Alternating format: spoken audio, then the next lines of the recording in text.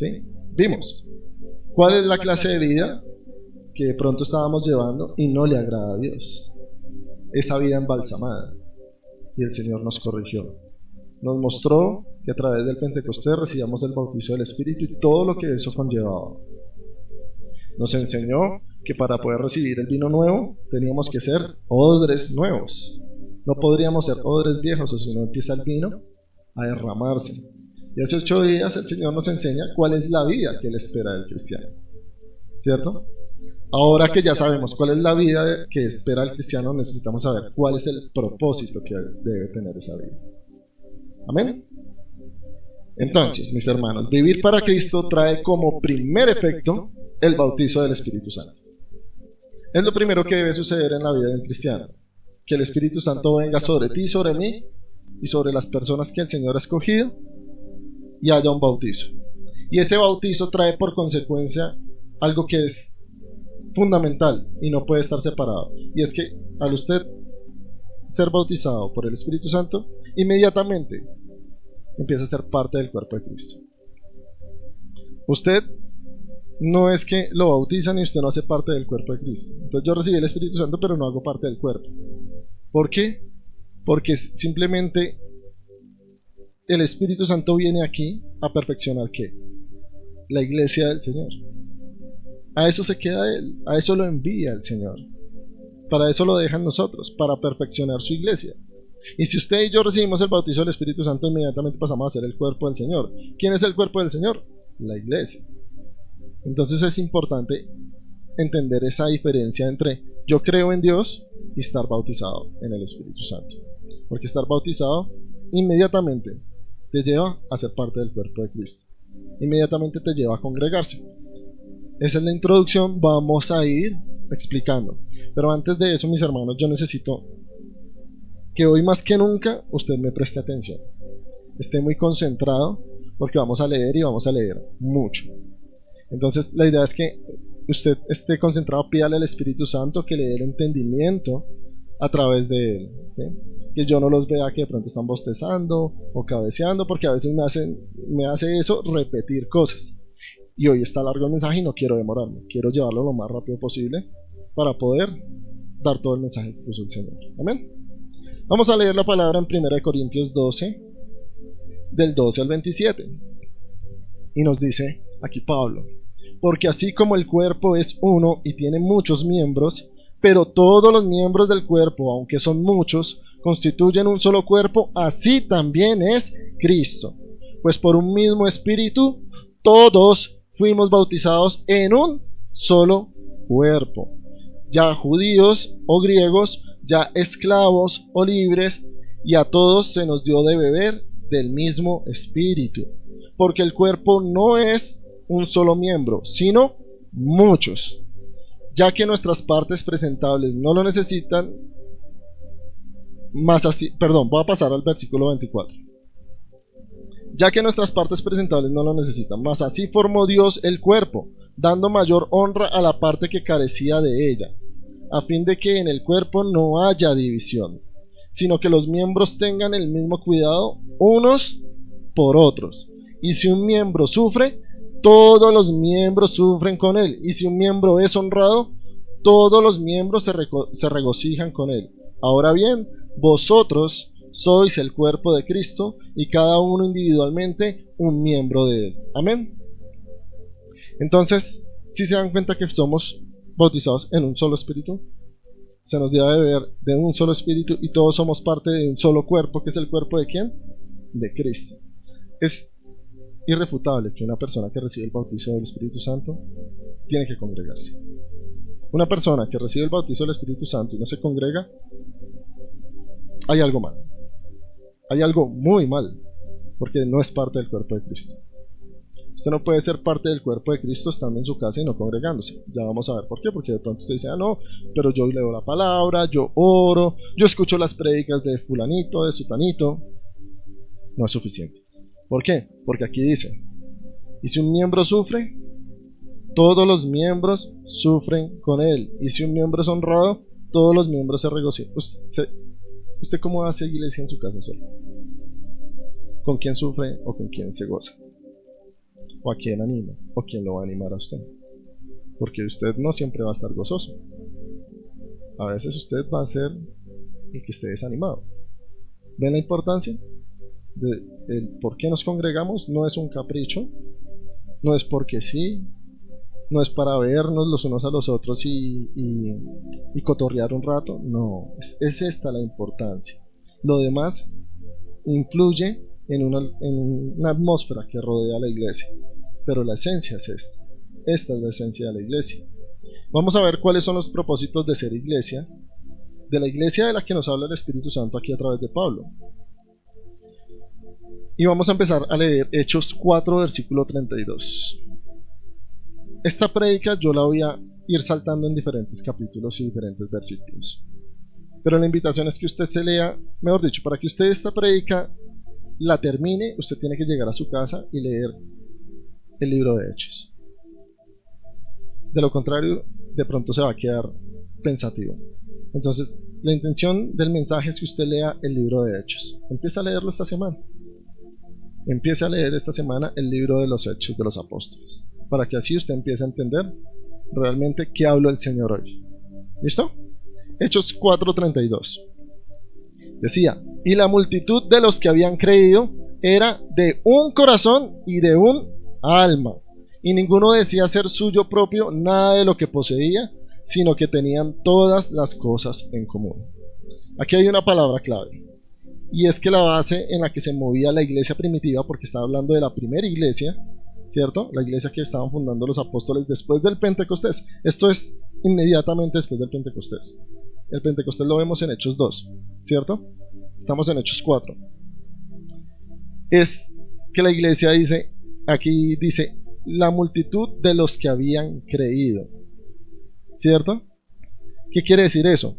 Que la fe es la clave por la que esta gente realmente había creído en Jesús. Dice, la multitud de los que habían creído, no de los que asistían, sino de los que habían creído. Ahí Lucas nos está diciendo, nos está haciendo un énfasis en los que creyeron.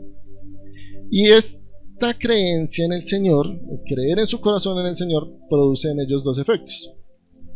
Nos dice el primero, eran un corazón y un alma. No eran varios corazones congregados, eran un corazón y un alma. Ahí vuelve y nos habla el Señor de un cuerpo, ¿cierto? Nos vuelve a hacer el énfasis, de diferente manera, pero vuelve y habla. Un corazón y un alma, ¿cierto? Eso es lo que produce nuestra unión con Jesús. Si tú crees, si tú eres creyente, mi hermano, y crees en el Señor, quiere decir que ya fuiste bautizado por el Espíritu Santo. Pero cuando tú eres bautizado con el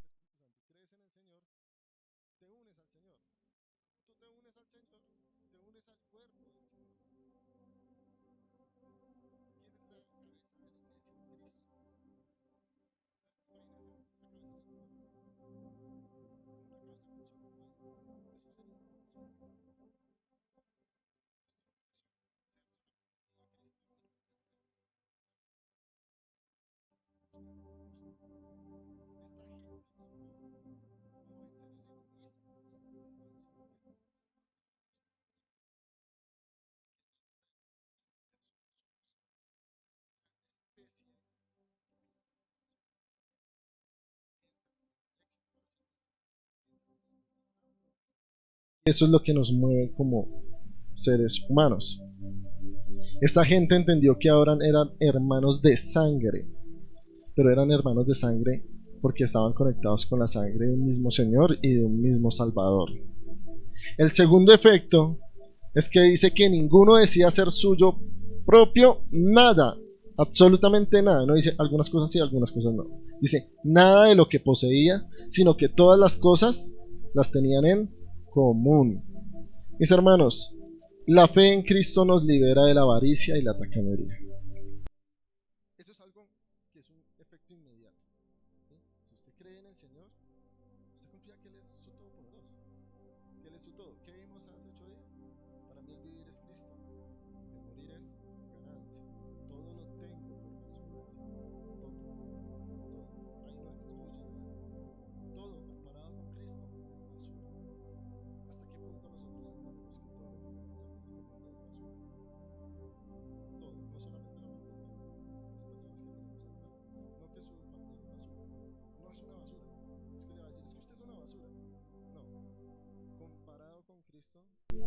Cristo es el mayor tesoro y lo demás es basura, si así se llegase a tomar, ¿cierto? Estos hermanos sabían, traigámoslo a los hechos de ahora, que dependían de Dios y no de una cuenta bancaria. Ellos no contaban de que su esperanza o su estabilidad dependía de tener una propiedad o de unos esfuerzos en su trabajo, ¿cierto? Vamos a leer Hechos 4:33. Y con gran poder los apóstoles daban testimonio de la resurrección del Señor Jesús, y abundante gracia era sobre todos ellos. Recordemos el Pentecostés, mis hermanos.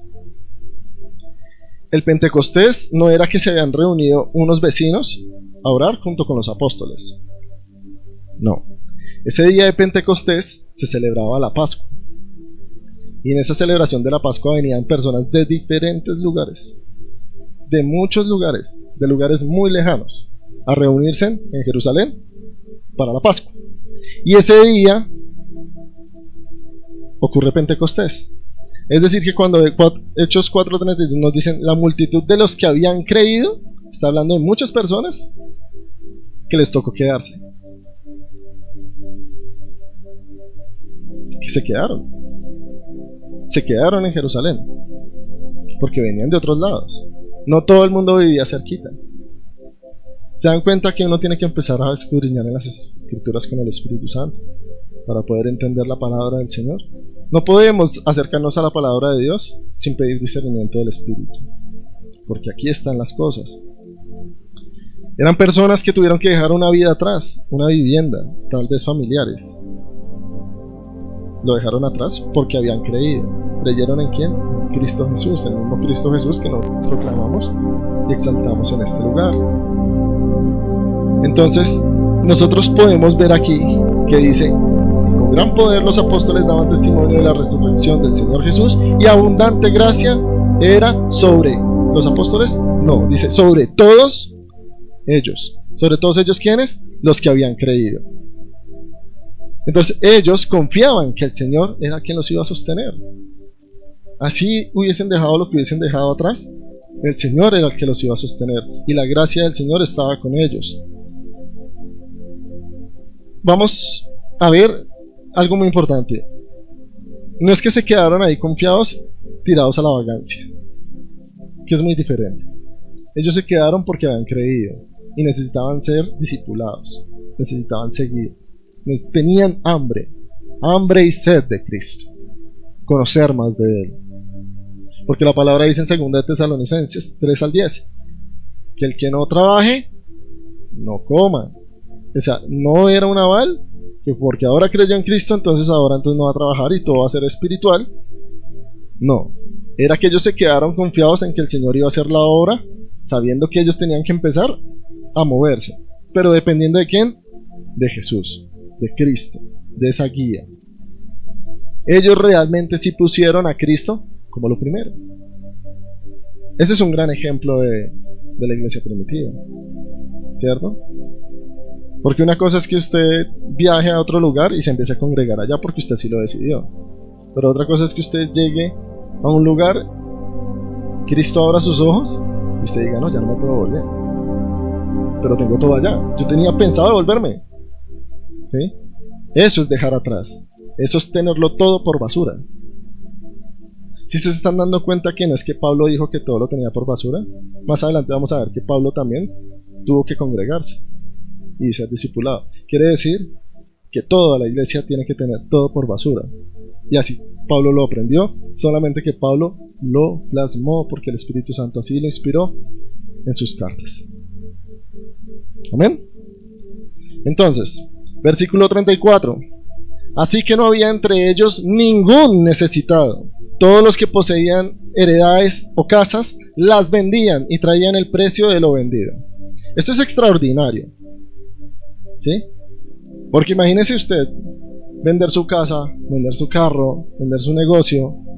Ellos no vendían el carro, ellos vendían el camello, ¿sí? Y lo traían porque era de todos, ¿cierto? No había ningún necesitado. Pero si eso es extraordinario para, si usted viera alguna persona que dice, no, es que mire, yo vendí la casa y esto es para que ayudemos a los necesitados de la iglesia y a expandir la obra. Usted dice, uff, qué niveles, hermano, ¿cierto? Pero es que en ese tiempo era más extraordinario. En ese tiempo, o para los judíos aún, hay una ley que se llama la ley del jubileo. Y la ley del jubileo es que las heredades y las propiedades no se venden. Prácticamente se permutan, se arriendan. ¿Para qué? Para que cuando usted necesite la plata, usted se la vende a alguien, se la permuta, ¿cierto? Por un tiempo, ¿sí? Y al tiempo esa heredad vuelve a ser suya. Porque era importante, esa ley está en el Levítico, la pueden leer, Levítico 25, para los que anotan. Porque para los judíos, tener parte de tierra en la tierra prometida era tener parte en el pacto de Dios. ¿Sí se dan cuenta lo importante que era para ellos sus propiedades? No era como para nosotros, que es más como mi esfuerzo, mi logro. No, para ellos era tener parte con el Señor. Era lo que Dios les había dado. Y si yo la vendía, porque según el Levítico era, me devuelve a mí, ¿sí? Y por generaciones y generaciones volvía a ellos.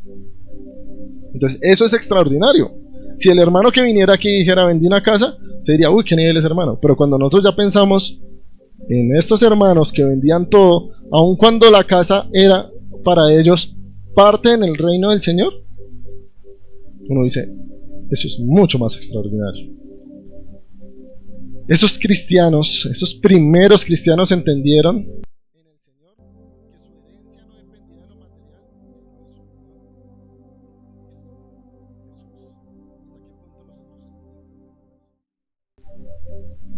que la herencia que nosotros tenemos y lo que nosotros recibimos vale más que todo el mundo entero. Y es Cristo Jesús. Este hecho, mis hermanos, hizo que las cosas materiales perdieran poder sobre ellos.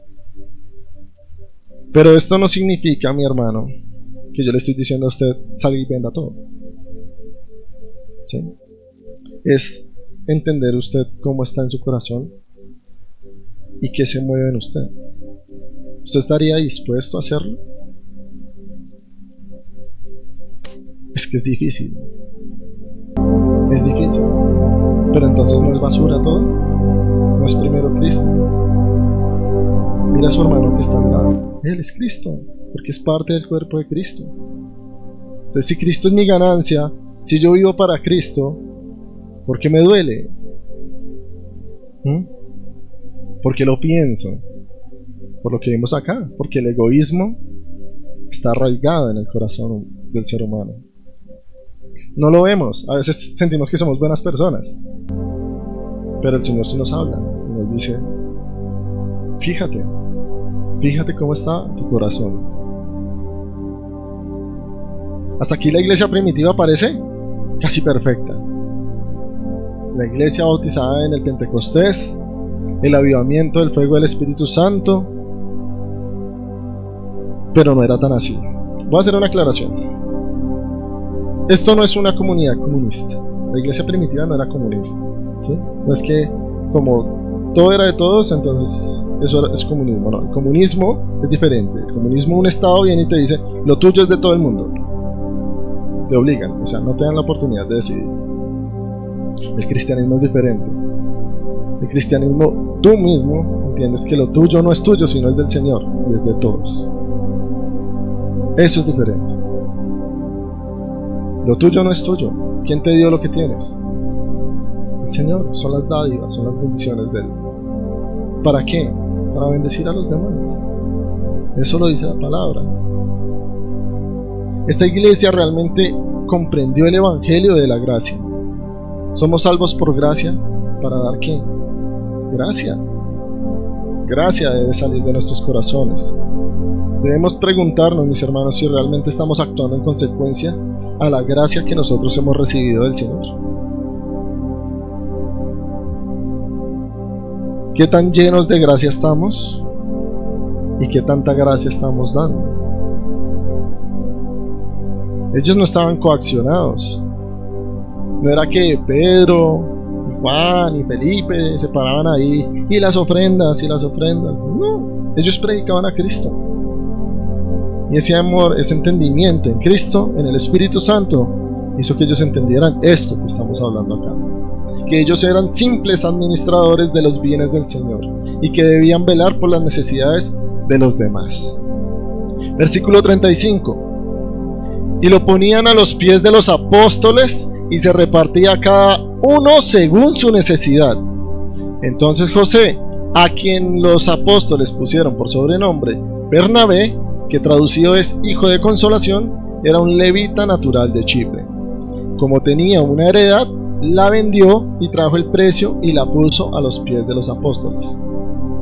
Mi hermano, en las iglesias el Señor siempre va a poner personas que tienen una buena posición económica y una persona que no tiene tan buena posición económica como usted o como yo, por una sola razón. Es la única manera en que todos podemos saber en dónde está nuestro corazón y comprender si lo que yo tengo es de Dios o no. ¿Ven de lo que está hablando la palabra? Yo no le estoy diciendo salga y venda no. Es, ¿usted conoce a sus hermanos? ¿Usted conoce el cuerpo? Cuando yo tengo un cuerpo, a mí me está doliendo este dedo ahorita. ¿Por qué lo sé? Porque es parte de mi cuerpo, ¿cierto? ¿Qué necesito hacer? Sanarlo, curarlo, estar pendiente de él. Eso se hace con el cuerpo. Pero yo creo que la mayoría de la iglesia no sabe cuál es la necesidad que pasa el otro hermano. Para decir, mire, yo tengo esto, sabe que yo voy a venderle y lo voy a ayudar a usted. No lo dude, no lo piense. No lo piense. ¿De quién es eso? Dios no le puede dar eso y más. Dios le puede dar eso y más. Pero conozca su iglesia, conozca su cuerpo. El cuerpo en el que el Señor lo puso. ¿Qué es lo que pasa con la iglesia? Venimos, cantamos, recibimos el mensaje, algunos comen y se van. Nadie habla con nadie, nadie sabe cuál es la... A veces ni siquiera saben cómo se llaman los hermanos, que es más difícil aún. Tener a Cristo es suficiente para entender que Dios es el dueño de todo, mi hermano. Imagínese una iglesia donde todos fueran pobres. Muy difícil. ¿Quién va a ayudar a quién? Usted puede ir a los barrios más pobres, en donde se reúnen a congregarse, y siempre va a haber una persona que tiene para ayudar a otro. Porque rico no es el que tiene más dinero que todos los demás. Rico es el que tiene más que el hermano. Usted y yo somos ricos en muchas cosas de nuestra vida, que muchos otros de nuestros hermanos aquí en la iglesia no tienen. Si usted no se considera rico, usted es rico, yo soy rico. Y usted siempre va a tener algo para aportarle al cuerpo de Cristo, ¿sí? No solamente los ricos, las personas que tienen la posibilidad de ayudar a alguien económicamente, los pobres también pueden ayudar, porque usted es rico en sabiduría, la sabiduría del Espíritu, para dar un consejo. Entonces no solamente es llamar al rico y coger y decirle venga, sus propiedades, no, el pobre también tiene que aportar a la iglesia. Y vamos a ver en Hechos 5 que esa perfección de la que nos está hablando la iglesia no era tan así. Y dice: pero cierto hombre llamado Ananías, con Zafira su mujer, vendió una heredad. Esto está sucediendo después de que Bernabé vendió la heredad. Inmediatamente después, Bernabé lleva la heredad para la necesidad de la iglesia. Esto pasa en Hechos 5. Y sustrajo del precio.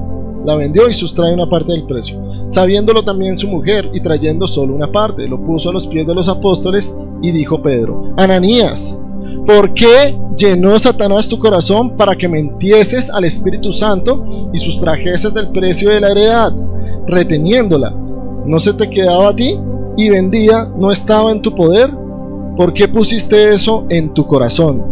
No has mentido a los hombres, sino a Dios. Al oír estas palabras, Ananías cayó y expiró. Y vino un gran temor, ojo con esta palabra, temor, sobre todos los que lo oyeron. Y levantándose los jóvenes, lo envolvieron y sacándolo lo sepultaron. Pasado un lapso de como 3 horas, sucedió que entró su mujer, Zafira, y no sabiendo lo que había pasado, Entonces Pedro le dice, dime, ¿vendiste en tanto la heredad? Y ella dijo, sí, en tanto. Sí, en tanto. Y Pedro le dijo, ¿por qué convinisteis en tentar, ojo con esta otra palabra, en tentar al Espíritu del Señor? He aquí a la puerta a los pies de los que han sepultado a tu marido y te sacarán a ti. Al instante, ella cayó a los pies de él y expiró. Y cuando entraron los jóvenes, la hallaron muerta y la sacaron y la sepultaron junto a su marido. Y vino un gran temor sobre toda la iglesia y sobre todos los que oyeron estas palabras. ¿Qué está pasando acá? Esto sucede después de la ofrenda de Bernabé. Entonces Ananías y Zafira, que nos deja ver la palabra, dijeron, lo más seguro es que agradecieron mucho a Bernabé, ¿cierto? Lo más seguro es que eso sucedió cuando él llevó la ofrenda de su heredad. ¿Y ellos qué dicen? No, nosotros también hagámoslo, llevémosla. Pero una cosa es decir, yo la llevo, y otra cosa es cuando usted tiene la plata en la mano. Porque cuando usted ve billete tras billete, usted dice, uy, eso es mucha plata. Una cosa es la intención, pero otra cosa es el hecho. Y cuando ellos vieron dinero aquí en mano, bolsita llena, dijeron, uy, no, yo creo que con tanto ellos se solucionan. Eso la iglesia puede con eso. Igual no hay mucha necesidad. Antes lo que les estamos dando es de más para lo que pueden estar necesitando.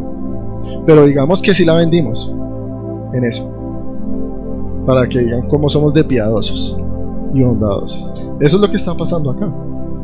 Eso es lo que está pasando. Ellos estaban buscando un reconocimiento por una generosidad que no existía en sus corazones. De otro modo, habían dicho, nosotros vamos a ofrendar tanto. Le dice Pedro, después de vendida no estaba en su poder. Decida usted con todo ofrendar, ¿cierto? Ellos querían la gloria que solamente le corresponde. ¿A quién?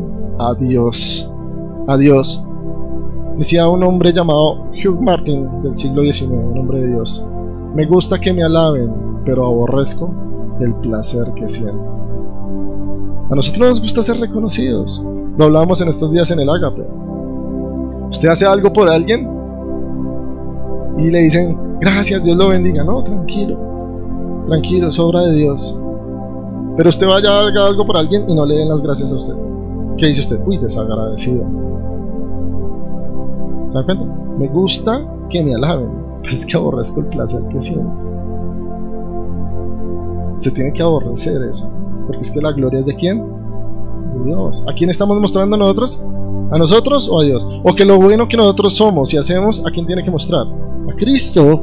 Esa es la única razón. Entonces, este pasaje puede ser muy chocante, porque usted dice, pero igual estaban ofrendando. Igual ofrendaron para las necesidades de la iglesia. ¿Es malo? No. ¿Y por qué choca esto? Porque primero, esto es algo que no sucede en la iglesia normalmente, ¿cierto? Usted no está viendo gente muerta por lo que hace, ¿cierto? Y segundo, nos choca porque nosotros no tenemos claro el concepto de la santidad de Dios. Y lo que debería extrañar no es que ellos se hayan muerto ahí, sino que a día de hoy no hayan más funerales muertos en la iglesia por causa del pecado. Eso es lo que extraña. Así que usted y yo debemos darle gracias a Dios por esa gracia y esa misericordia que tiene con todos nosotros. Porque, o sea, imagínese usted que eso sucediera en este momento. ¿Pasaría o no pasaría? ¿Cómo vino usted hoy? ¿Cómo se presentó su corazón delante hoy del Señor? Nosotros aquí tomamos una decisión con el pastor Jorge y mi hermano Alejandro en cuanto a las ofrendas, guiados por el Señor. El Señor nos empezó como a mostrar que dejáramos de insistir en la ofrenda y pararnos aquí cada 8 días en la ofrenda y en la ofrenda y en la ofrenda, porque la ofrenda debe ser algo suyo y mío con Dios, íntimo. ¿Usted a quién viene a ofrendar? Al Señor. Al Señor. Nadie tiene por qué saber. Por eso se dejó de pasar el alfolí, para que de pronto la persona no sienta que pasando el alfolí tiene que dar. No, allá hay una caja de ofrendas en la cual usted deposita la ofrenda que usted ya separó gozosamente para el Señor. Usted y yo debemos preparar esa ofrenda durante el transcurso de la semana y decir: esto es lo que es para el Señor. Pero hágalo bien, hágalo de corazón, hágalo con alegría. El dador alegre, dice la palabra. Confíe. ¿De quién es ese dinero? ¿Suyo o de Dios? De Dios. ¿Dios necesita ese dinero? ¿Usted cree que la iglesia no podría sostenerse sin su dinero?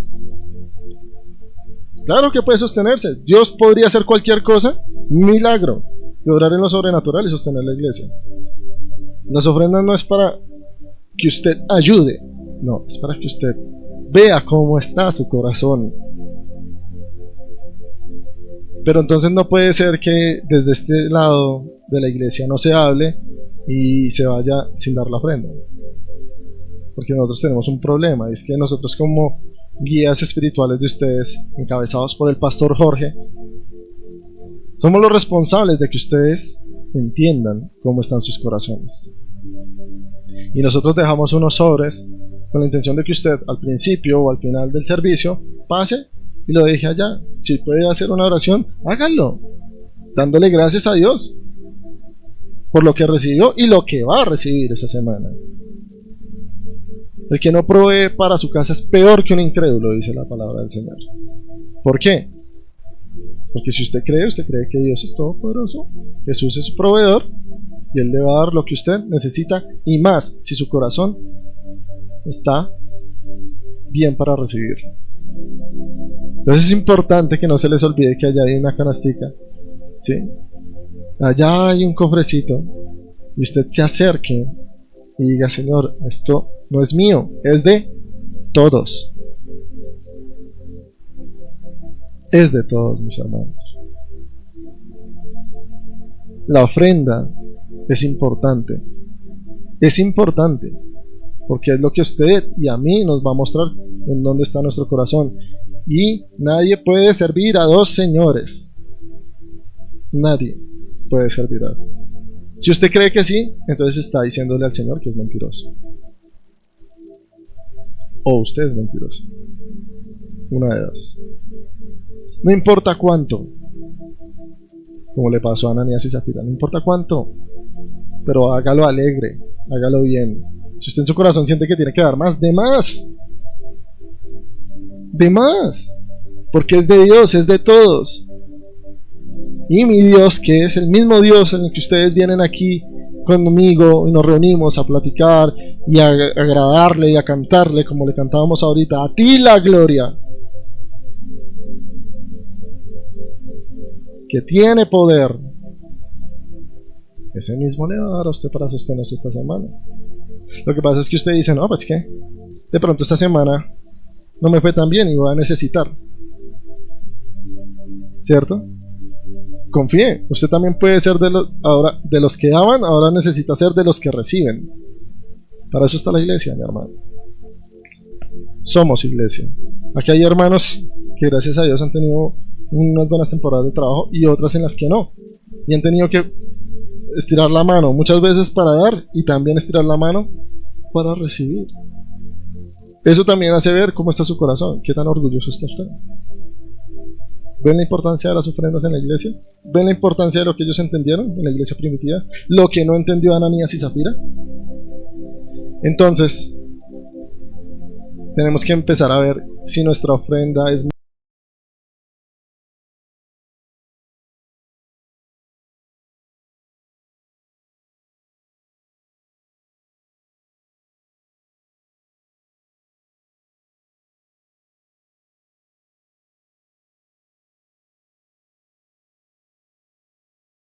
el evangelio en nosotros. Debe hacernos telescopios, no lo olviden, en donde todo el que nos rodee pueda ver el destello de su gloria. Pero no puede haber un telescopio sin el temor de Dios. ¿Se acuerdan que les dije la palabra temor?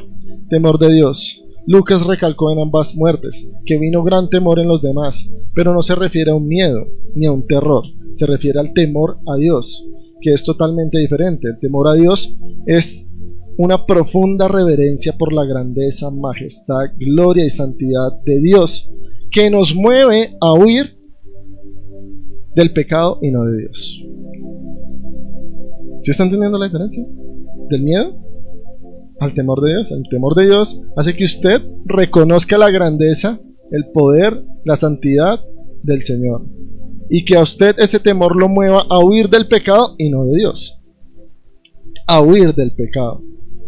Ese temor lo que tiene que hacer en nosotros es alejarnos de lo que nos daña, con un solo fin: arrojarnos en los brazos del Padre, descansar en Él, descansar en Cristo, que es nuestra paz, que es nuestro camino, es nuestro deleite y nuestra verdadera alegría. Satanás siempre, mi hermano, siempre va a intentar corromper la iglesia desde adentro, e intentará frenar a la iglesia como sea, ya sea tentando o desanimando. Ojo con esto, ya sea tentándolo a usted o desanimándolo. Y ahora que entendemos, mi hermano, que usted y yo no somos individuos que hacemos parte, yo soy aquí mi iglesia, esta es otra iglesia, no, somos un solo cuerpo. Usted se ha puesto a pensar que esa tentación o ese desánimo no solamente lo está afectando a usted. Cuando usted se siente tentado y cuando usted se siente desanimado, usted también deja el egoísmo a un lado y piensa, deja de pensar en usted y dice, es el cuerpo, es el cuerpo. Hoy el Señor nos está hablando al corazón. Porque si Satanás ataca a uno, está atacando todo el cuerpo. Si desanima a uno, está desanimando a todo el cuerpo. Eso debemos empezar a tenerlo claro a partir de hoy. Segunda de Corintios 12, dice Pablo: me fue dado un aguijón en mi carne, un mensajero de Satanás que me abofetee, para que no me enaltezca sobremanera. Y después le dice el Señor que no se lo va a quitar. ¿Sí se acuerdan de eso? Que el Señor termina diciéndole: bástate en mi gracia, bástate en mi gracia. El poder del Señor se perfecciona en la debilidad de nosotros, mi hermano. ¿Por qué? Porque siempre vamos a tener que buscar de su gloria y de su poder. La debilidad nos llama a eso. Ese temor nos llama a huir de allá y decirle: Señor, estoy tentado, Señor, ayúdame. Dice la palabra que Él a la tentación nos dará la salida. Y aquí hay dos cosas. Aquí está Dios cuidando a Pablo, ¿cierto? Porque Él le está diciendo: tranquilo, no se lo voy a quitar, ¿cierto? ¿Para qué? Para que Pablo no se enaltezca, no se llene de orgullo. Pero también está el diablo, porque aquí lo dice: me fue enviado un mensajero de Satanás. Es que a veces se nos pasa ese pequeño detalle. ¿Qué está haciendo el diablo ahí? Intentando desanimar a Pablo. Y aquí podemos tener claro nosotros que la carne no es, la lucha no es contra carne ni sangre, pero mi hermano, nosotros seguimos peleando con la gente, seguimos peleando con el hermano que nos mira mal, que nos habla feo, con la familia. No podemos seguir así, porque por más que usted diga: no, sí, Dios está conmigo, sí, pero esa prueba también está Satanás haciendo lo suyo. Dios permite que usted y yo entremos en tentación, pero el que lo tienta es el diablo, no Dios. Usted tiene que saber que usted pertenece a un cuerpo y usted no lucha solo, ni yo lucho solo. Tenemos que unir juntos contra el verdadero enemigo, que es Satanás. No pelear con el hermano, que es que el hermanito tiene un tono que no me gusta, que es que fulanito, no, es que la forma de ser, es que... No deje que Satanás llene su cabeza de eso, porque usted está hablando mal de usted mismo. Usted está pensando mal de usted mismo porque es un solo cuerpo. El castigo de Dios y la disciplina de los apóstoles, mi hermano, mantuvieron la integridad y pureza de la iglesia. ¿Y cuál fue el resultado? Póngase a pensar usted que le dicen: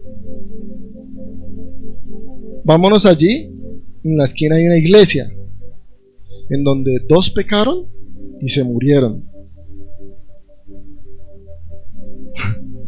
A ver si todos, ay no. ¿Por qué no? ¿No lo motivaría a usted a ser un poquito más santo? ¿O está cómodo? ¿Mm? Dice la palabra aquí en el versículo 12 del capítulo 5 de Hechos, por favor. Por la mano de los apóstoles se hacían muchas señales y prodigios en el pueblo, y estaban todos unánimes en el pórtico de Salomón. De los demás, ninguno, ojo que con esto, ninguno se atrevía a juntarse con ellos. Mas el pueblo los alababa grandemente, y los que creían en el Señor aumentaban más, en gran número, así de hombres como de mujeres. Es decir, habían personas que quedaron como asustadas, ¿cierto? Sería normal. Pero aún así, habían personas que decían, oiga, ya murieron 2. Pero importa el Señor.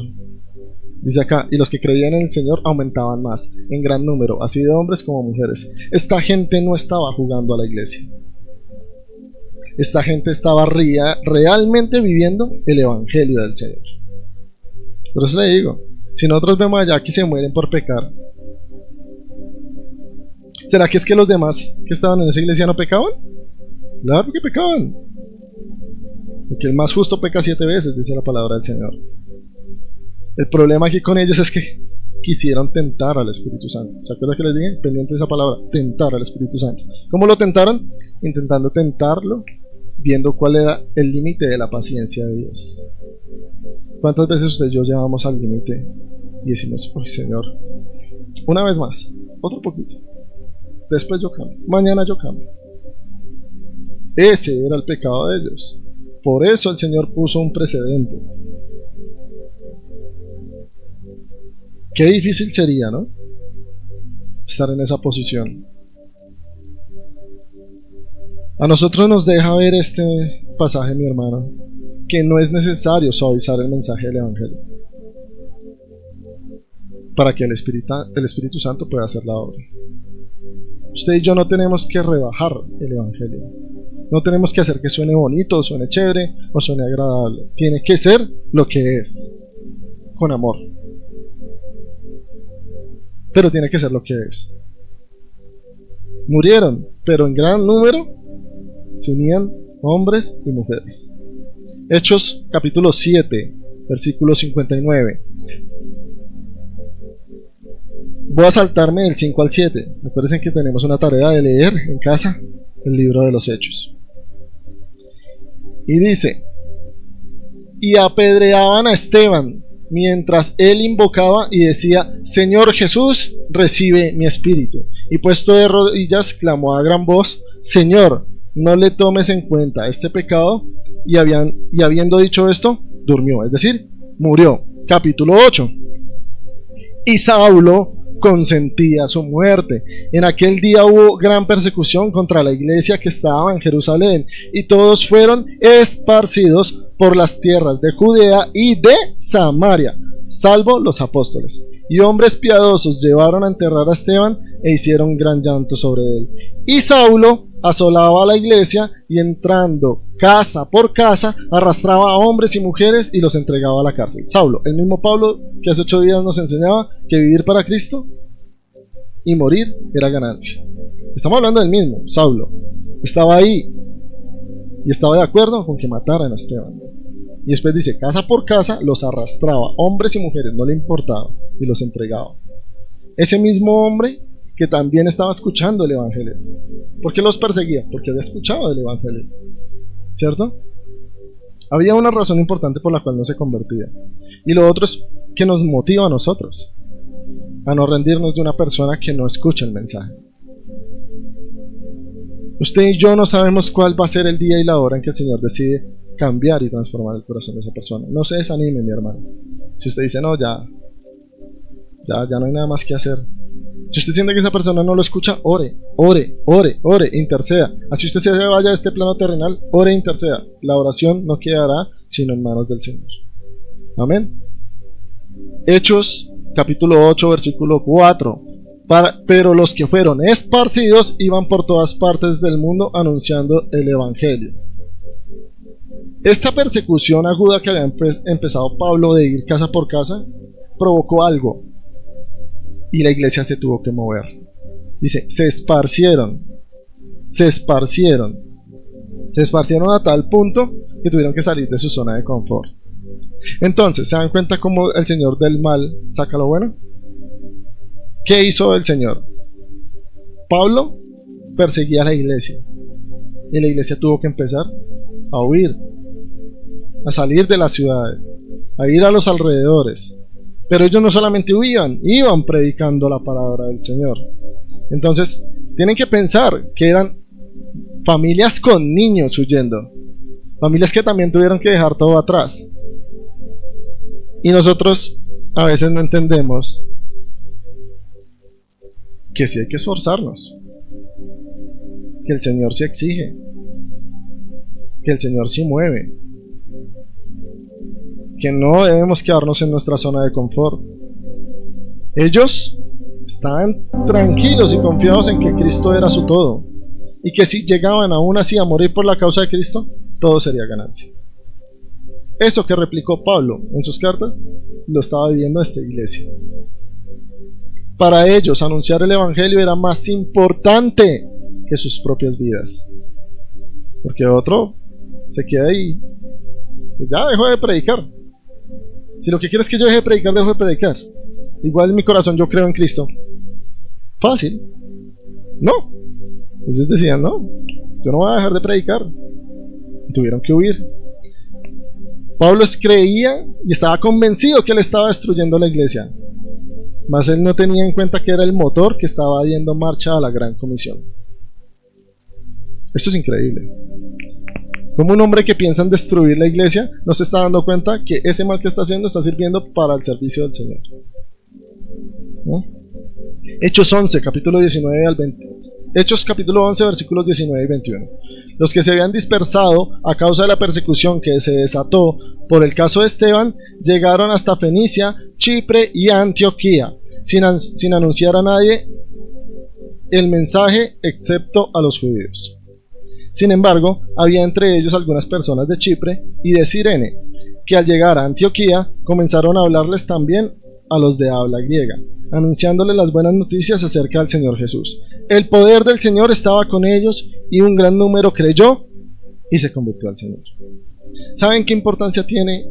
¿Por qué me pasé de Hechos 8 a Hechos 11? Porque habla de que por esas personas que se han dispersado llegaron hasta Fenicia, Chipre y Antioquía. Esa iglesia de Antioquía es la iglesia en donde Pablo y Bernabé inician sus misiones. Pablo y Bernabé inician la misión del Evangelio y la llevan a Asia y toda Europa. Cuando usted lee la carta a los filipenses, la iglesia de Filipos quedaba en Macedonia, era Grecia, y de ahí se expande el Evangelio por toda Europa, y de ahí usted y yo, gracias a la colonia que llegó acá a América, pudimos recibir el Evangelio. Bueno, de mala manera, sí, pero a Dios eso no le impedía llegar. A usted y a mí fue acá. ¿Se dan cuenta lo importante que fue la muerte de Esteban, la persecución de Saulo? Después Saulo, que persiguió a la iglesia, y por culpa de él que estaba persiguiendo a la iglesia, se abrió esa iglesia en Antioquía, él llega allá. Y allá aprende y allá emprende su misión. Y hoy usted y yo estamos hoy aquí.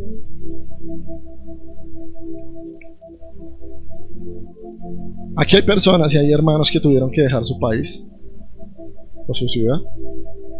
Yo que había una foto que subió mi hermana Astrid.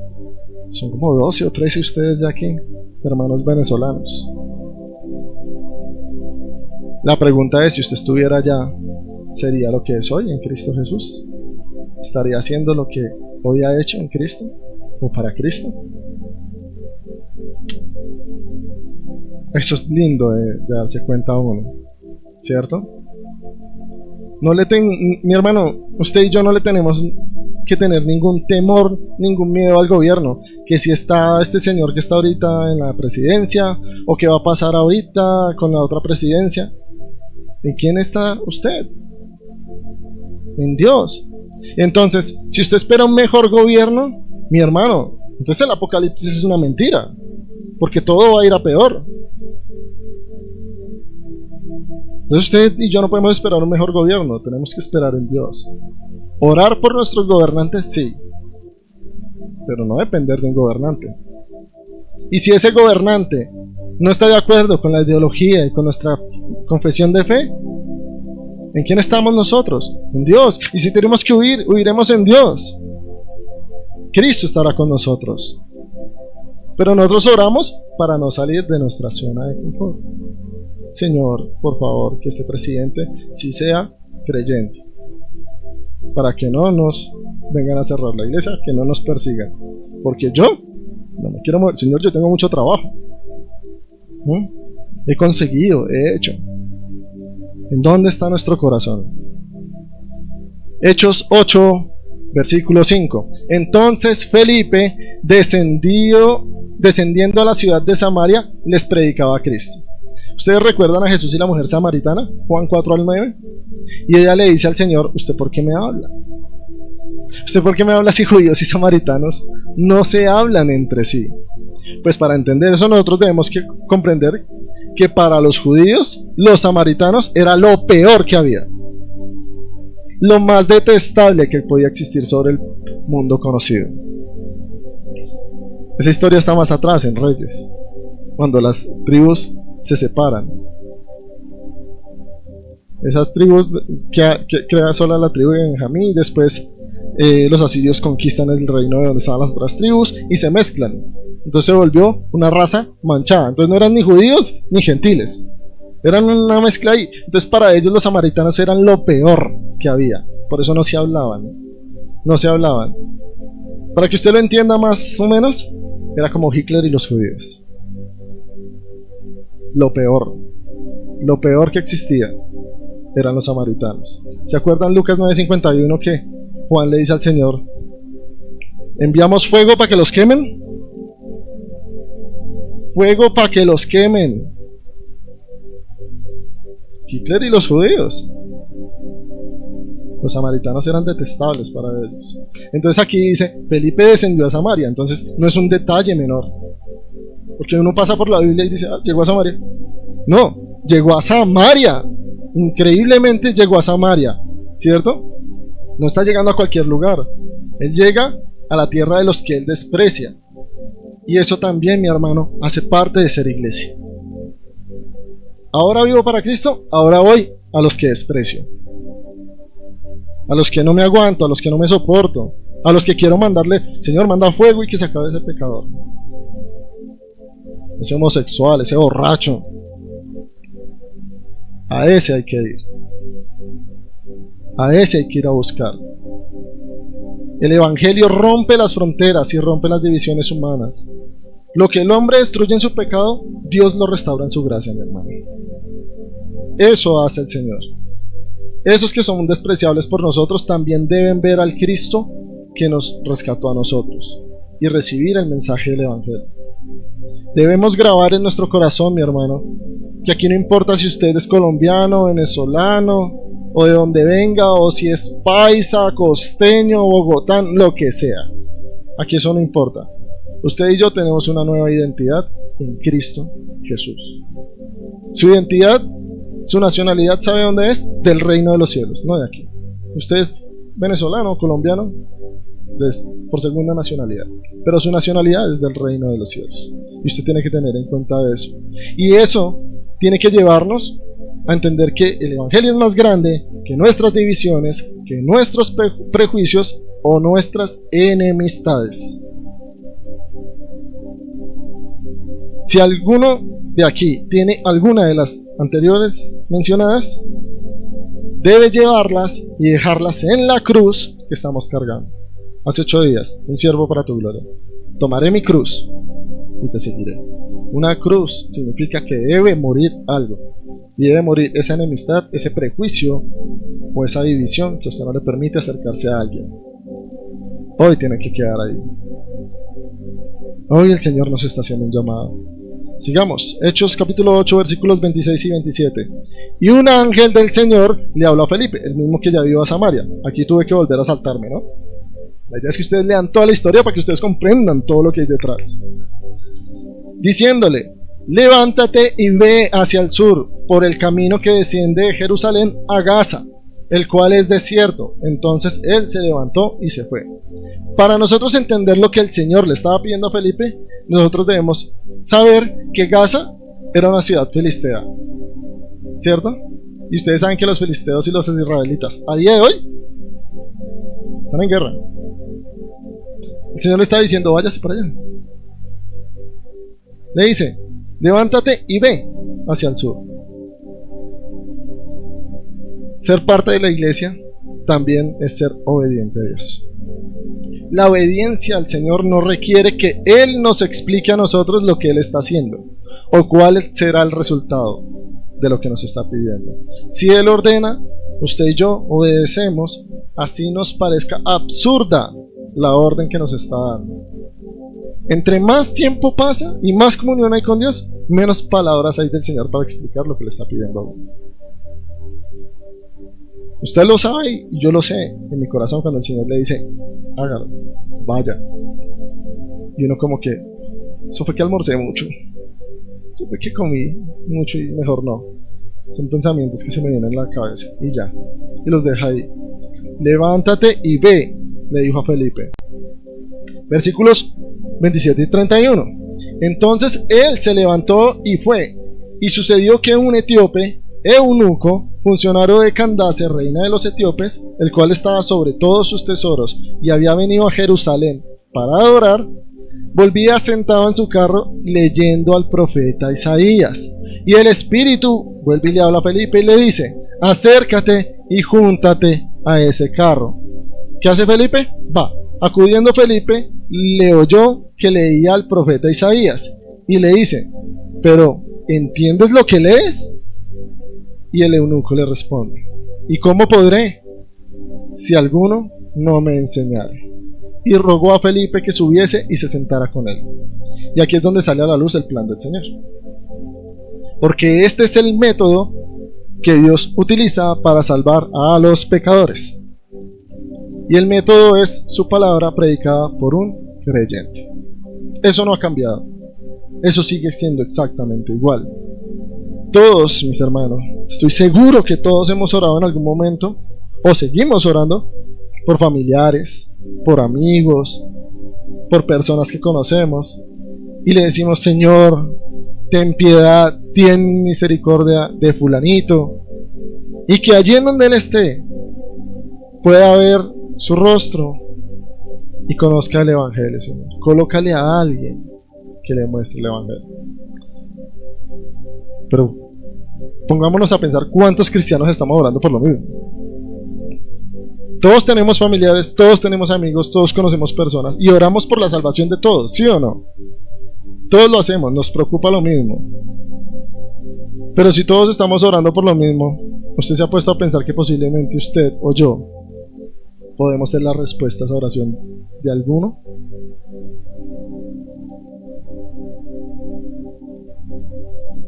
Que usted pueda ser ese alguien que otra persona está pidiéndole al Señor que esté al lado y le pueda mostrar a Cristo y que esa persona se pueda salvar. ¿Usted lo ha pensado así? Porque usted ora por los suyos. Señor, colócale a alguien, que en el trabajo, que los amigos, que alguna persona, porque a mí ya no me escucha. Pues que si usted también es ese alguien de otra oración, usted también lo rodean empleados, compañeros de trabajo, vecinos, amigos, de otros familiares que están orando. Eso es vivir para Cristo. Usted ya no vive para usted, vive para Cristo. Debemos empezar a reflexionar a diario, mi hermano, si ese ahora vivo para ti es un canto o es una realidad. ¿Es un canto o es una realidad? Cada vez, mi hermano, que un pecador se convierte al Señor, es un recordatorio. Haga cuenta que se activa una alarma, pip, pip, pip, de la gracia de Dios. Esa gracia que no tiene límites y es mayor que cualquier cosa que nos pueda separar de Dios. Nada, nada nos puede separar de Dios. Nada. Y aquí nosotros vamos a empezar a entrar en la recta final de este mensaje, hablando de Saulo. El mismo que hace 8 días nos dice, así tienen que vivir. Y hoy estamos viendo que estaba persiguiendo a la iglesia. Ese mismo. La conversión de Saulo, mi hermano, no es un acontecimiento más en esta historia, en este planeta. Es un acontecimiento que marcó la historia universal por todo el ministerio que él llevó a cabo. Ese hombre, junto con Bernabé, hicieron que el evangelio llegara a todos los rincones del planeta. Es un antes y después el ministerio de ese hombre. Entonces no estamos hablando de cualquiera, ¿no? Estamos hablando de una persona, de un gran hombre de Dios que fue muy utilizado por él. Y recuerden que les hablé de la iglesia de Antioquía. Pablo y Bernabé inician su obra misionera, llegando a fundar diferentes iglesias, como la de Filipos. Filipos, Grecia, hoy nosotros estamos aquí recibiendo el mensaje. Eso quiere decir que Dios salvó a Saulo, no solo por amor a él, no solo por amor a Saulo, sino por amor a usted y a mí.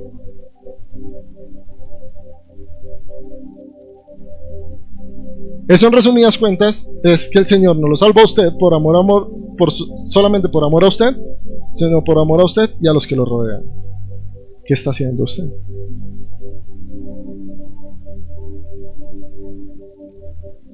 Cambio de chip, entendimiento. Viene el Espíritu Santo y le dice a uno, uy, lo mismo que hizo en Saulo lo hizo en mí, me salvó. ¿Para qué? ¿Para qué? Dice la palabra en Primera de Timoteo, capítulo 1, versículos 15 y 16. Palabra fiel y digna de ser recibida por todos, que Cristo Jesús vino al mundo para salvar a los pecadores, de los cuales yo soy el primero, dice Pablo. Él se considera, es pecador, o sea, si hay alguien pecador, yo acá, soy el primero. Pero por esto fui recibido a misericordia, para que Jesucristo mostrase en mí, el primero, toda su clemencia, para ejemplo de los que habrían de creer en él para vida eterna. La vida de Pablo no era sino para eso. No para sentirse perfecto, no para mostrarse perfecto. Diciendo, ¿hay pecador? Yo soy pecador. Así como él decía, soy hebreo de hebreos, educado por Gamaliel. Él podía decir todo eso, pero también decía, soy pecador, fui el primero. Pero por misericordia fui recibido. ¿Para qué? Para que ustedes puedan ver en mí y en mis errores la gloria de Jesucristo. Ese mismo Saulo que estaba intentando destruir la iglesia. La conversión de Pablo, mi hermano, es una declaración divina de que no hay nadie, mi hermano, escúchame muy bien, nadie tan perdido que no pueda ser hallado. No hay nadie que tenga un corazón tan endurecido que no pueda ser transformado por el amor de Dios. ¿Usted cree en esto? ¿O usted cree realmente que hay personas que no se pueden convertir? ¿O que no se lo merecen?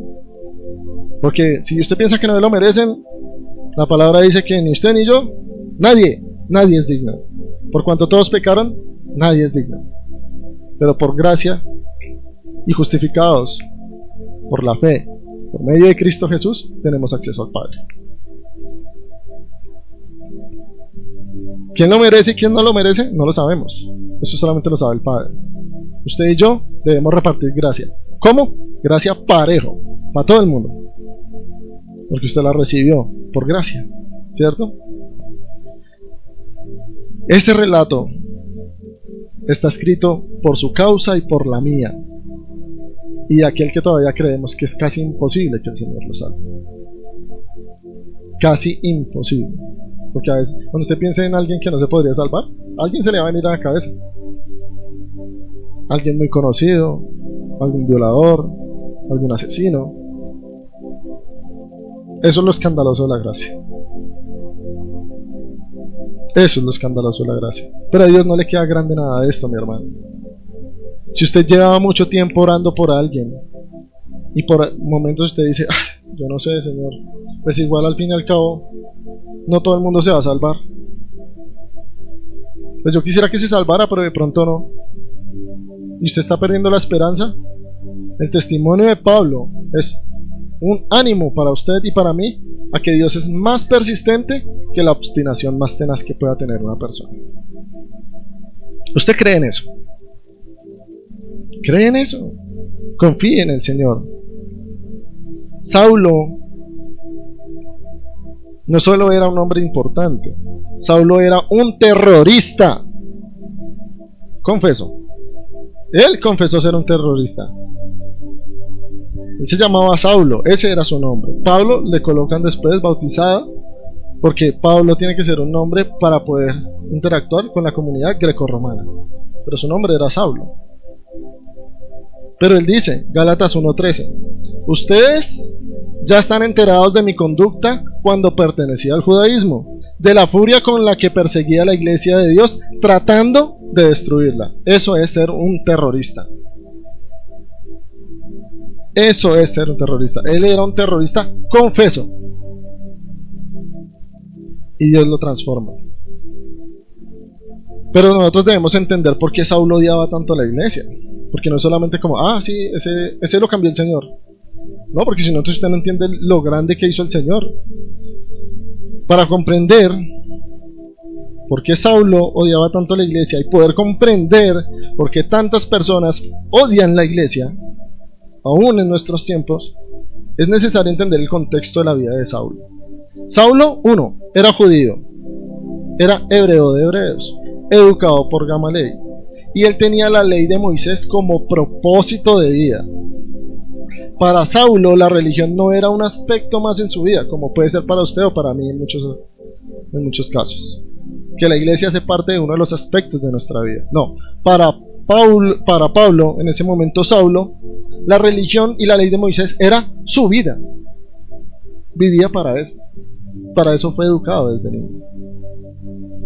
Y que ahora una puñada de hombres estuviera por ahí por las calles pregonando que para tener acceso al Padre no era necesario las obras y ganarse el favor de Dios a través de todo lo que habían aprendido por la ley, sino que simplemente era suficiente creer en un hombre que había sido maldito en un madero, que era carpintero de Nazaret.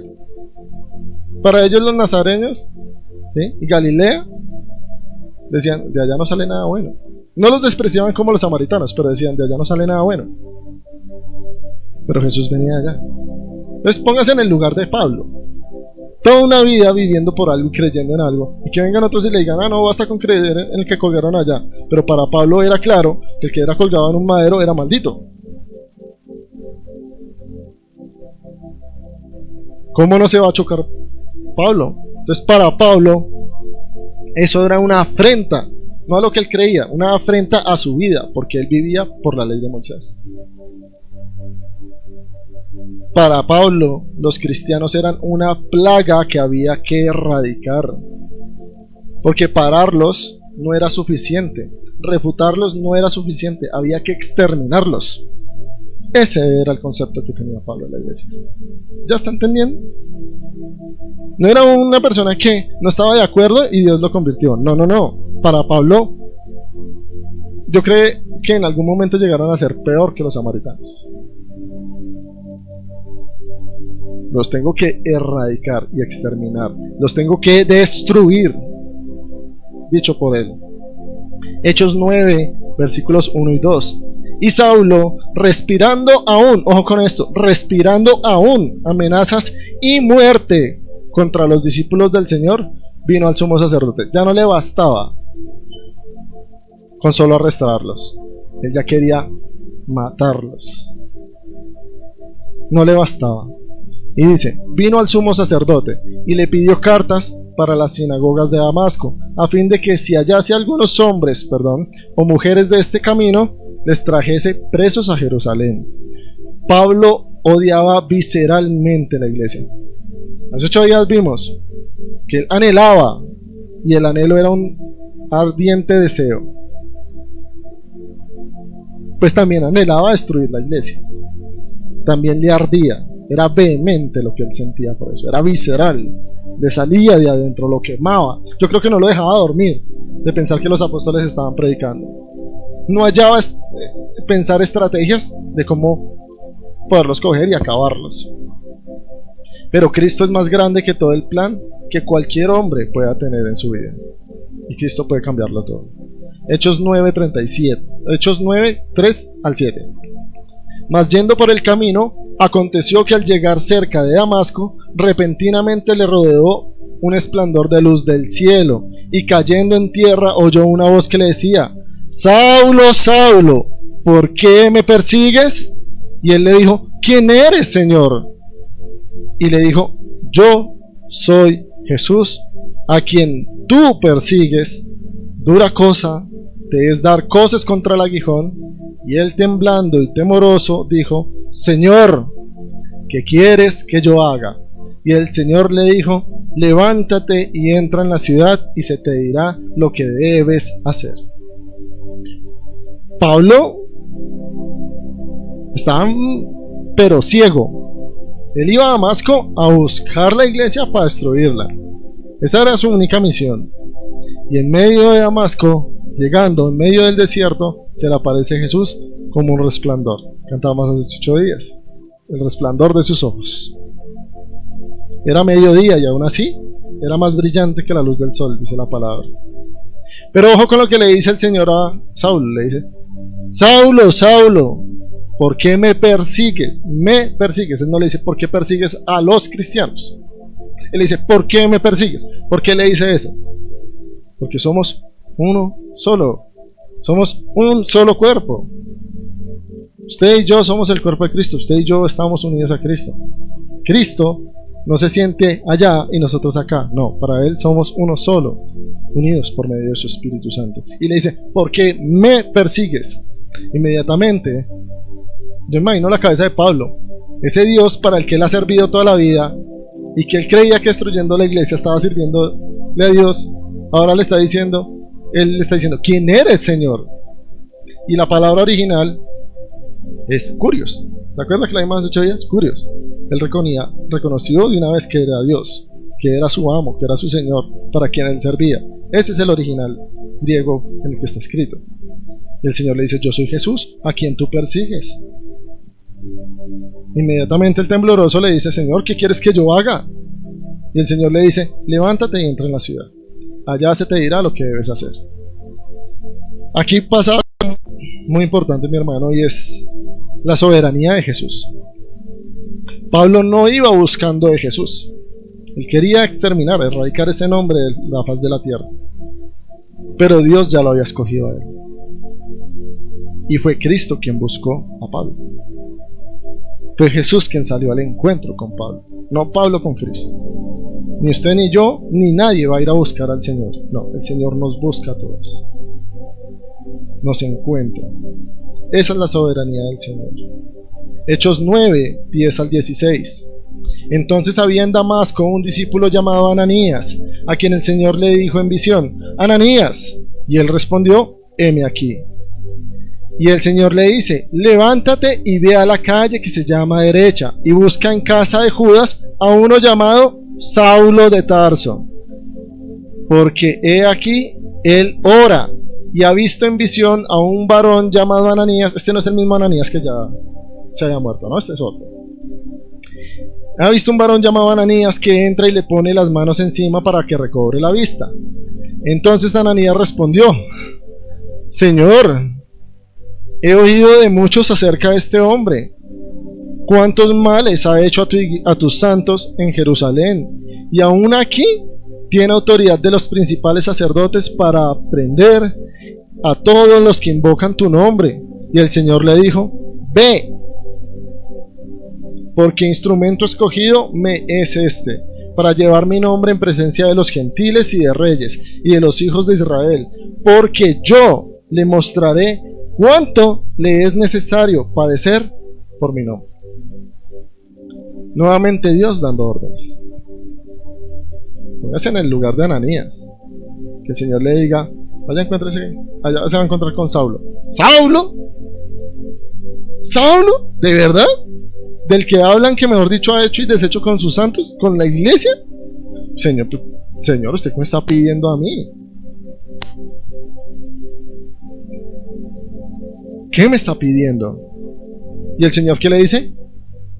Ve, porque a este ya lo he escogido y me va a servir para predicar el evangelio, pero yo le mostraré cuánto ha de padecer por mi nombre. Haga de cuenta que es otra vez volviendo al ejemplo de los judíos con Hitler, que a un judío le diga, no, vaya, entrevístese con Hitler. Vaya. El Señor le dice, vaya. Eso es una locura, eso es un suicidio. Eso le estaba pidiendo el Señor a Ananías. ¿Cuántas veces lo ha pedido a nosotros y nosotros hemos no escuchado? O escuchamos y nos hacemos los sordos. Ve, dice el Señor, ve. Dios es grande, Dios es soberano. Y nosotros debemos confiar que su sabiduría es infinita. Él sabe y no tiene por qué darnos explicaciones. Ananías hace caso y va, ¿cierto?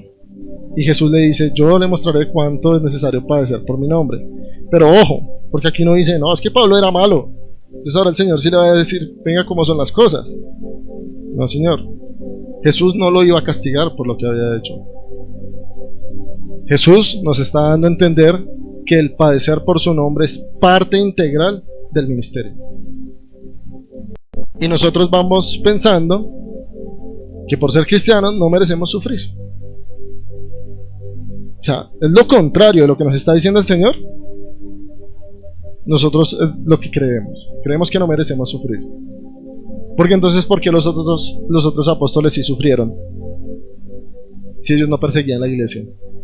No, el Señor le está diciendo, yo le voy a mostrar que seguirme a mí hay que padecer, hay que sufrir. Siempre, siempre, mi hermano, téngalo por seguro, se lo aseguro aquí, palabra del Señor. Es necesario padecer por causa del nombre de nuestro Señor. Si nosotros no estamos sufriendo de alguna u otra manera, algo está mal. Indudablemente algo está mal. Si usted no sufre por ser cristiano, si yo no sufro por ser cristiano, algo está mal. Y hay que pedir al Espíritu Santo que nos muestre. Porque el que sigue a Cristo padece. ¿Hasta qué punto? No lo sé, solamente lo sabe Él. Él sabe cuánto puede aguantar cada uno de nosotros. Pero si usted va tranquilo y cree que basta solamente con creer, sí, para las personas que el Señor llama de último momento. A ellos la gracia les permite creer y ya, solamente creer. A los que nos ha llamado antes, tenemos que trabajar un poquito más, como lo dice la parábola. No importa, igual es gracia. No importa, es un honor trabajar para el Señor. Hechos 9, versículos 17 al 19. Fue entonces Ananías y entró en la casa y poniéndole sobre él las manos dijo, hermano Saulo, el Señor Jesús que se te apareció en el camino por donde venías, me ha enviado para que recibas la vista y seas lleno del Espíritu Santo. Y al momento le cayeron de los ojos como escamas y recibió al instante la vista. Y levantándose fue bautizado en agua, porque él ya había sido bautizado en el Espíritu. Y habiendo tomado aliento, recobró fuerzas, y estuvo Saulo por algunos días con los discípulos que estaban en Damasco. Este es otro gran propósito de la iglesia. Ahora vivimos para Cristo, es el mensaje.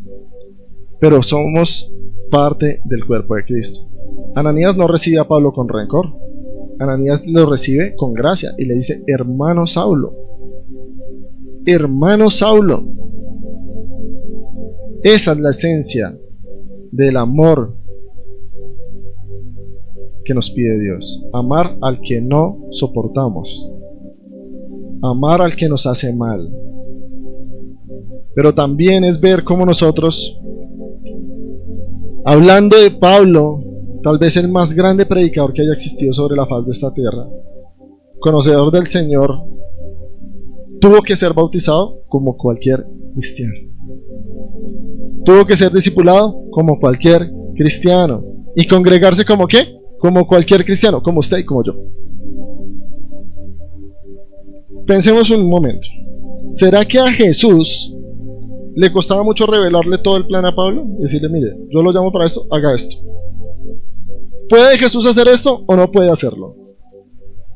Claro que puede, porque Él es todopoderoso. Pablo, ojo, Pablo se transformó porque vio a Cristo. no por lo que escucharon los demás, porque él llevaba escuchando el evangelio mucho tiempo. Entonces Dios nos muestra que él puede transformar a una persona sin necesidad de nadie. Nos muestra que él puede hacerlo sin necesidad de usted y de mí, que él tiene el poder para hacerlo, y lo hizo con Pablo. Pero lo transforma y le dice: ahora usted es uno más. Hechos 9:20. Enseguida Pablo predicaba a Cristo en las sinagogas, diciendo que este era el Hijo de Dios, y todos los que le oían estaban atónitos y decían: ¿no es este el que asolaba en Jerusalén a los que invocaban este nombre? Y a eso vino acá, para llevarlos presos ante los principales sacerdotes. Pero Saulo mucho más se esforzaba y confundía a los judíos que moraban en Damasco, demostrando que Jesús era el Cristo. Ese es el fruto de un discípulo: predicar a Cristo. ¿Predicarlo cómo? Con esfuerzo. Ahí le estaban diciendo a Pablo: luego este no es el mismo que había venido por ellos para llevarlos presos. ¿Qué hacía Pablo? ¿Se desanimaba? No, dice, con más esfuerzo él predicaba a Cristo. Cuando usted le diga: luego usted es que no es cristiano, pues esfuércese más. Esfuércese más, y más, y más, y más. Que de manera directa o indirecta estemos predicando a Cristo. Yo le voy a hacer una pregunta hoy, mi hermano. ¿Cuál es el don que le dio el Espíritu Santo para poner al servicio del cuerpo de Cristo? No estoy hablando del servicio que usted tenga en la iglesia, estoy hablando del don. Porque si usted fue bautizado en el Espíritu Santo, usted tiene un don. Eso también pasa inmediatamente. Usted es bautizado, usted tiene un don que solamente puede ser usado a través del Espíritu Santo. No un talento, no un servicio, un don. Piense qué don tiene usted y si sí lo está poniendo al servicio de Cristo. No es cantar, porque cantan muchas personas en el mundo. No es venir a organizar el salón, porque muchas personas hacen aseo. No es enseñar, porque hay muchos maestros en el mundo. Es el don que usted utiliza en ese servicio, si usted sí lo está poniendo en práctica, para el cuerpo de Cristo. Y debemos reflexionar también en esto. En el cuerpo también hay unos microorganismos que no aportan nada al cuerpo. Yo pensé mucho si decir esto o no decir esto, y les voy a pedir un favor. Escuchen esto con los oídos del Espíritu Santo, porque no quiero herir la susceptibilidad de nadie. Simplemente quiero que usted entienda cuál es su función en el cuerpo de Cristo y si está bien o está mal. En el cuerpo hay unos microorganismos que no aportan nada, solo viven a expensas del organismo en el que habitan. ¿Cómo se le llaman a estos? Parásitos. Nosotros debemos cuidarnos, mi hermano, de no ser cristianos parásitos, que en lugar de poner el don al servicio de Dios, solamente venimos aquí a recibir, a que nos den, a que nos digan, a que nos canten, a que nos limpien, a que nos enseñen. Usted y yo no debemos ser cristianos parásitos. De una u otra forma debemos aportar al cuerpo de Cristo, de una u otra forma. Por eso le digo, pídale al Señor que le dé exhortación y sabiduría. ¿Cuál es el don que le dio el Espíritu Santo a usted? ¿Y qué está haciendo usted con ese don por el cuerpo de Cristo? ¿Qué está haciendo usted? Hechos 9, 26 al 27. Y cuando llegó a Jerusalén, trataba de juntarse con los discípulos, pero todos le tenían miedo, no creyendo que fuese discípulo. Entonces Bernabé, tomándole, lo trajo a los apóstoles y les contó cómo Saulo había visto en el camino al Señor, el cual le había hablado, y cómo en Damasco había hablado valerosamente en el nombre de Jesús. Nosotros necesitamos más Ananías y más Bernabés en la iglesia. Hombres y mujeres que confíen ciegamente en la obra de Dios. Aquellos que no tengan miedo en acercarse por el presente o el pasado oscuro de una persona, sino que confíen en Dios. Discípulos que estén dispuestos a correr riesgos por el Evangelio. Porque Ananías y Bernabé, cuando fueron a buscar a Saulo, era un riesgo, pero ellos confiaron en que Dios ya había hecho la obra. Era un riesgo, no se les olvide, era un terrorista, Saulo de Tarso. Eso era un riesgo. Y dice, los discípulos tenían miedo, pero Bernabé sí fue a buscarlo. ¿Por qué sabemos que fue a buscarlo? Porque él ya sabía lo que había pasado con Saulo. Es decir, él ya había hablado con Saulo. Él se fue solo. ¿Ven lo importante? Hechos 9, 28 al 30. Y estaba con ellos en Jerusalén y entraba y salía y hablaba denodadamente en el nombre del Señor y disputaba con los griegos, pero estos procuraban matarle. Cuando supieron esto, los hermanos los llevaron hasta Cesarea y le enviaron a Tarso. Aquí ya se empieza a ver, como Jesús había dicho, el ministerio de Pablo iba a estar marcado por el sufrimiento y no por los aplausos. Que a veces nos pasa diferente. Queremos que el ministerio esté marcado por los aplausos, sino por el sufrimiento. Predicar a un Cristo vivo, mi hermano, en un mundo muerto, eso tiene un costo. Indudablemente. Pero usted y yo, mi hermano, debemos estar gozosos de vivir ese costo. Usted y yo estamos predicando a un Cristo que vive y reina en un mundo que está muerto, caído. El sufrimiento por Cristo no es una señal de derrota, sino una señal de identidad. No es que usted esté siendo derrotado, es que usted ahora es identificado por Cristo, como Cristo, del cuerpo de Cristo. Eso es una evidencia de que en verdad estamos representando al Cristo que vive, al Cristo resucitado. Yo le voy a pedir que por favor se coloque de pie.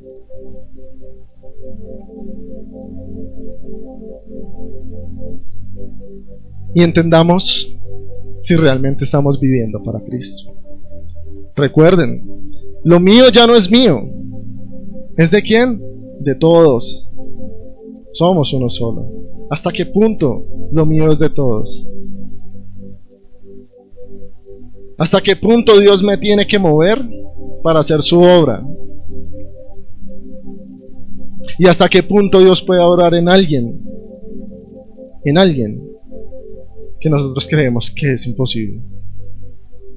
Usted y yo, mi hermano, podemos estar siendo la respuesta a la oración de alguien, como lo fue Felipe para el eunuco. ¿Saben qué iba leyendo el eunuco? Isaías 53, que fue enviado como cordero al matadero. ¿Estaba hablando de quién?